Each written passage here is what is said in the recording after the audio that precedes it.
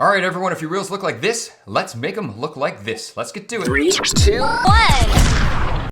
Good day, everyone. GarageKing here, and hopefully you are all doing well. On today's video, we are going to do the front brakes on a first generation Chevy Cruze that is from 2011 to 2015. So what we are going to do first is remove these little bolts from the back of the caliper. They are 10mm bolts. You can see here, I'm just using a quarter drive ratchet, and it was quite tight in there. So I don't think you would be able to get a 3/8 ratchet in there with a socket. If you can, let me know. And I was afraid of using a wrench because they're small bolts. They're only 10mm, and with a 3/8 wrench, it is 12 points. So I was afraid of stripping them.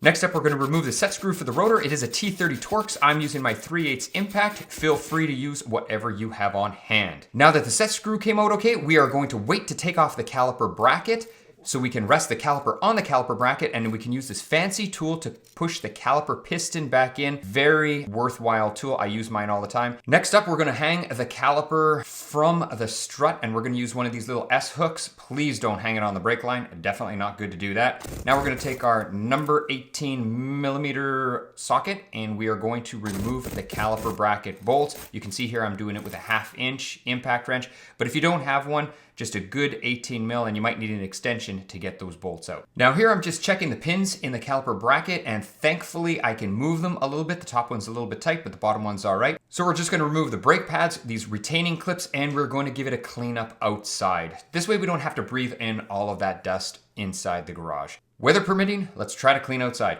Anyway, let's move on. Now you can see I'm pulling the rubber back with my fingers. The reason I'm doing this is when I pull the pin out, I don't want to overstretch, or I shouldn't say overstretch, but don't want to tear the rubber. Now this video was shot using this type of brake lube. I've since run out of it, and I found a much better type of brake lube. Now both are available on Amazon, so I could easily just try to recommend one or the other, but I'll recommend the one that I actually use, and I appreciate that when people are recommending products to me. I like to hear what they actually use and believe in. This new one is safe for rubber. You can use it on the back of the pads and the sliders, so it's an all-in-one, and believe it or not, it was actually recommended to me by one of my viewers, and I tested it out and I really liked it. So that's how I learned about it. So I appreciate all of the comments, and I do read them and respond to them. Okay, let's move on now. Enough of that. You can see there is the other pin that I pulled out. It's got a piece of rubber on it. Make sure when you're changing your pins, the one that has a piece of rubber goes in the same spot. It's very important not to mix them up because most times the pins are not the same and one is slightly different. You can see there, I pulled the rubber boot off just to give it a good cleaning and remove any rust. Lastly, we are going to put our lube on, and we are going to install it back into the caliper bracket. Now take note of the rubber boot right there. You can see the caliper pin is pushing out a little bit. So it's got a little bit of force to push out, and that's probably just an air bubble in there, so we won't worry about that. But if your pin is pushing out way too much, what's happening is you probably have too much lubricant in there and it's hydraulic locking. So you're just gonna have to pull the pin out, and you're gonna have to take some of the lubricant out to fix that. I just finished putting some anti-seize behind the caliper pad hardware, and now what I'm gonna do is I'm going to put some anti-seize on the caliper pads themselves. Now, as I mentioned earlier, that new lube, it can take the place of this anti-seize. It can go absolutely everywhere. So anyway, I'll put the link in the description below. Next thing, what we have to do is fit our brake pads to the caliper bracket. Now, they should slide fairly easy, and if they don't, the most likely problem is you haven't cleaned the calipers well enough, and there is rust behind the brake pad hardware, and that's pushing on the brake pads. There's not enough clearance, and that would make them very hard to move, and you definitely don't want that. So if you can't move your brake pads, I suggest just pulling it apart and giving it a better cleaning, because you probably have rust behind there. And that's gonna cause premature brake wear. Definitely don't wanna be doing your brake job again before you have to. So I put a little bit of anti-seize on the hub, and what that does is it prevents wear. I made sure there was no excessive rust.